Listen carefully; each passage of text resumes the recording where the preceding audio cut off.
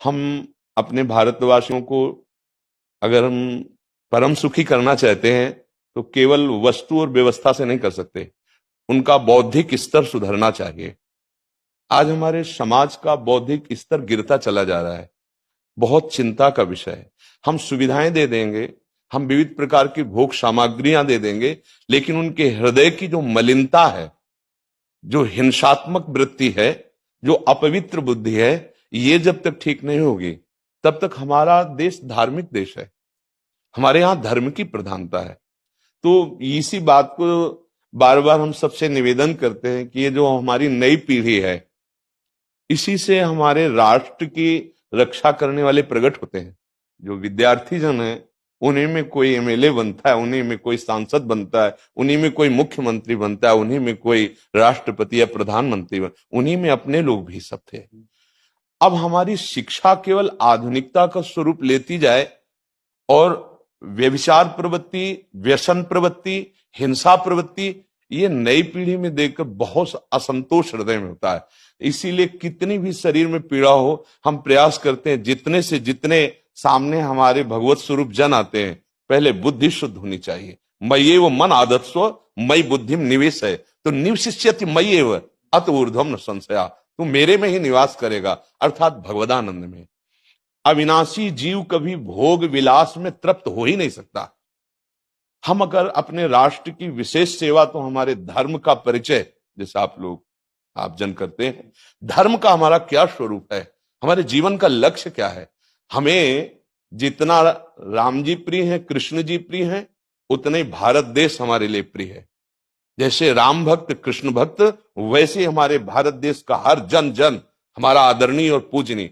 पर अब जो मानसिकताएं बन रही हैं, वो हमारे धर्म और हमारे देश के लिए लाभदायक नहीं होंगे। व्यसन का इतना बढ़ता स्वरूप, व्यभिचार का इतना बढ़ता स्वरूप, हिंसा का इतना बढ़ता स्वरूप, ये बहुत ही विपत्तिजनक है। अगर ये बढ़ता रहा तो हम विविध प्रकार की सुख सुविधाएं देने पर भी अपने देशवासियों को सुखी नहीं कर पाएंगे, क्योंकि सुख का स्वरूप विचार से होता है। सुख और दुख की स्थिति सत्य नहीं है, आगमा पाइनो अनित्यास, लेकिन हमारा विचार, और विचार हमारा गंदा हो रहा है। बस हमारा उद्देश्य यही है कि हमारे देशवासियों का विचार शुद्ध होना चाहिए। अगर विचार शुद्ध है तो राष्ट्र प्रियता, जन सेवा, समाज सेवा, ये सब स्वाभाविक होने लगेगा। और विचार अशुद्ध है तो सुविधाएं बहुत हैं, उनका दुरुपयोग हो रहा है। तो बस आप सबसे बड़े बड़े जो उपदेष्टा जन हैं, जो बड़े बड़े धर्म की रक्षा के लिए भगवान ने जिनको भेजा है, उन सबसे यही प्रार्थना है कि सब व्यवस्था करते हुए हमारे देशवासियों की बुद्धि अध्यात्म को समझे। बिना अध्यात्म को समझे दुख सुख की समानता बिना किए परम सुख का अनुभव हो ही नहीं सकता। इस मायाकृत भोग पदार्थों को भगवान ने दुख योनया कहा है।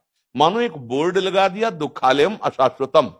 और हम सब यही चाहते हैं कि लौकिक भोगों को भोगने से ही हमारा राष्ट्र सुखी हो जाएगा या हम सुखी हो जाएंगे। नहीं, लौकिक भोगों को पूजन सामग्री बना करके और साध्य सच्चिदानंद प्रभु को रखा जाए तो आनंद की उमंगन हो जाएगी। बहुत सुंदर मानव जीवन का स्वरूप है, जिसे देव दुर्लभ कहा गया।